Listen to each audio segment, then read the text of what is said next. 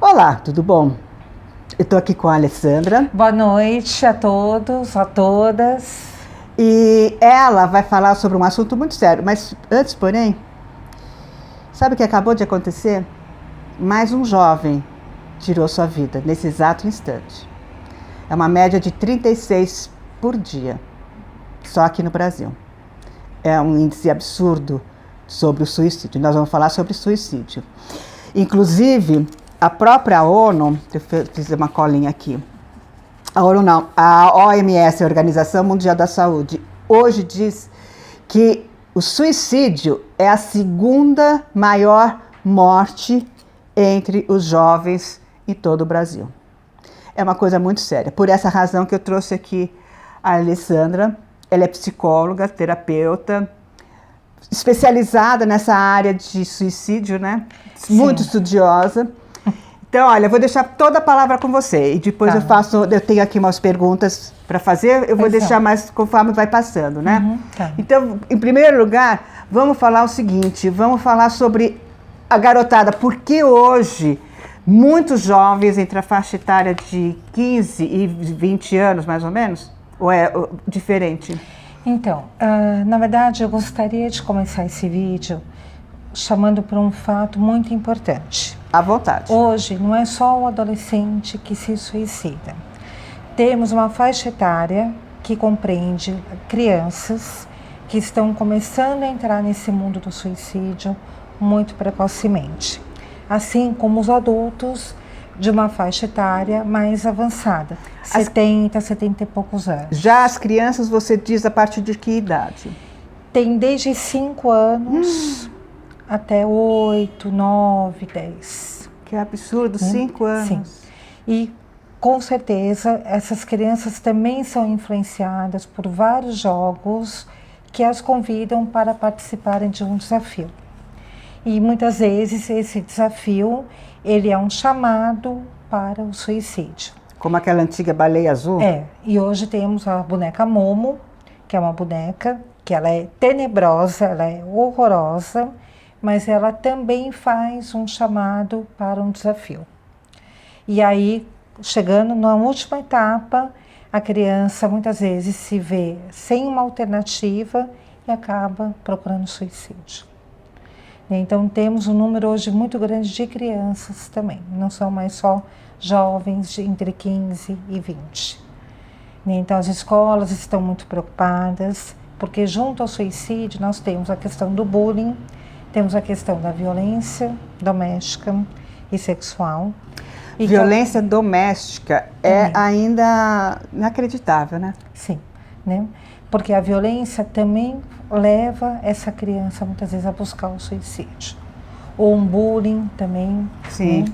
Então, na verdade, não temos hoje uma separação.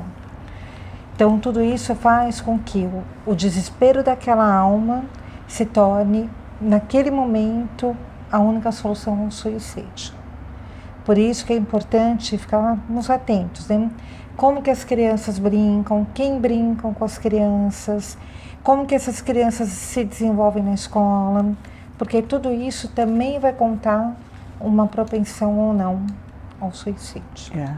Você sabe, você falou de bullying, eu vou falar uma coisa, eu morei nos Estados Unidos 2 anos e meio, eu fui para lá com 10 anos de idade. A primeira escola foi maravilhosa, aí tivemos que mudar de escola, porque a minha irmã ia estudar ia para um outro nível de escola, de grau, né? Então só tinha já num outro lugar, então tivemos que mudar, porque o papai levava a gente ou a mamãe levava, Sim. né? Ia buscar.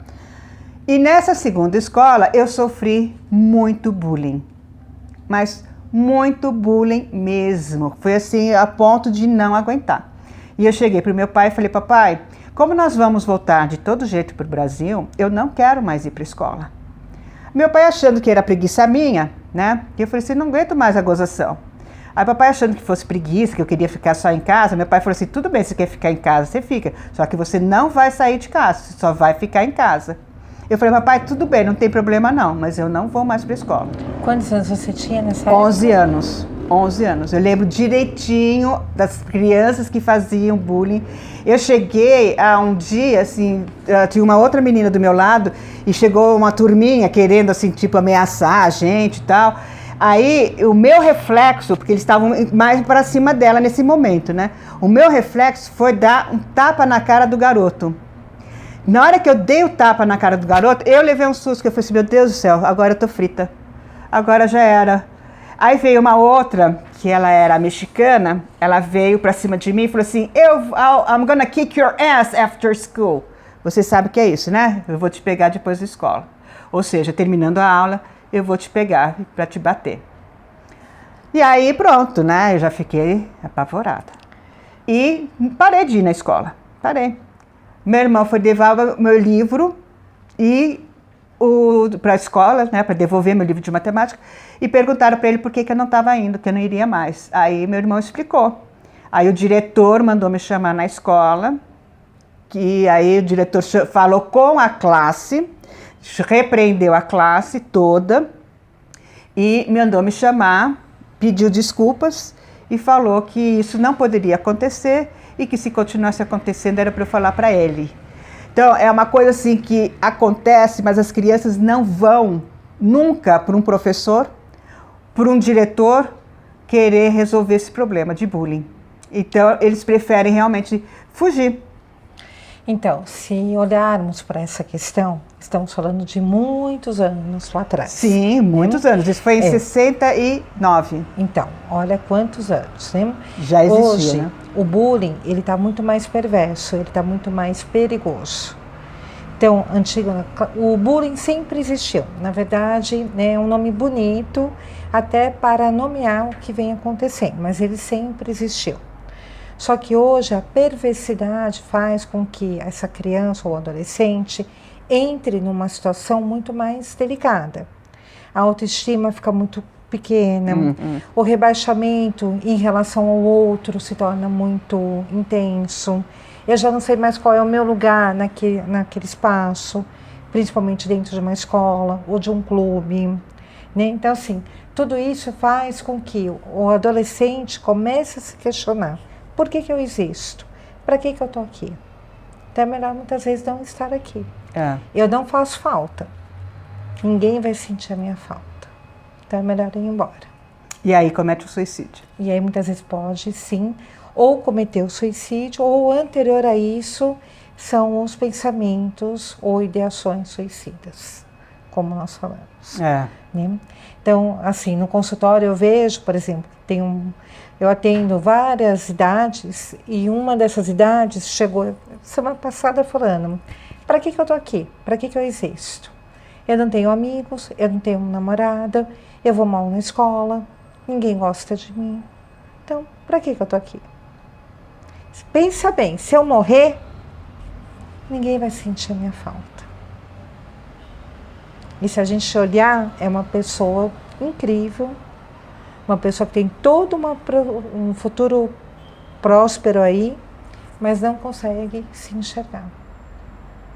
E o que faz com que uma pessoa, uma criança, não se enxergue, não consiga se enxergar? Muitas vezes essa criança ela não se sente amada, correspondida, ou pelos pais ou familiares. Então, quando ela não sente esse amor, ela começa a buscar uma alternativa para compensar isso. Só que muitas vezes ela não consegue.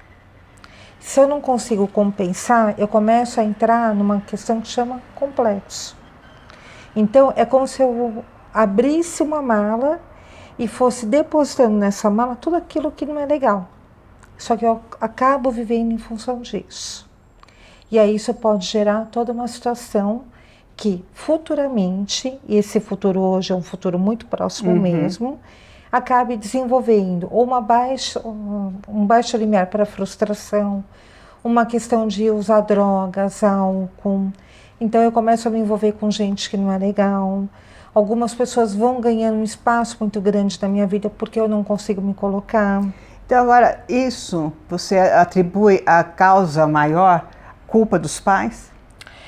Pela falta de de presença na vida dos filhos?